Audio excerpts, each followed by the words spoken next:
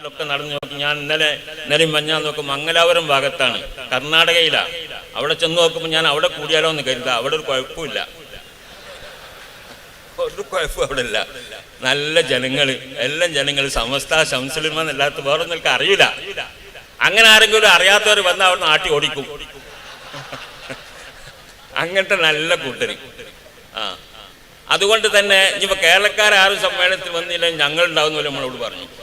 കർണാടക മുഴുവനും, കർണാടകയിലെ മുസ്ലിങ്ങൾ മുഴുവൻ അടുത്തെന്ന് പറഞ്ഞിട്ടുണ്ട് ഇൻഷാ അല്ലാഹ്.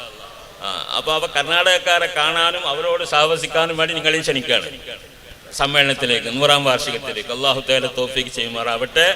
ആ സമ്മേളനം ആരെന്ത് പറഞ്ഞാലും എന്ത് വിലക്കിയാലും എന്താക്കിയാൽ അതൊക്കെ ഒറ്റപ്പെട്ട സംഗതികളായിരിക്കും, ജനം തള്ളിക്കളയുന്ന സംഗതികളാകും. അതോടുകൂടി അവർക്ക് മനസ്സിലാകും ഞങ്ങൾ വഴി പേച്ചതാണ്, ലാഡീന മുദില്ലീന എന്ന് പറഞ്ഞ വഴി ഞങ്ങളുടേതാണ്.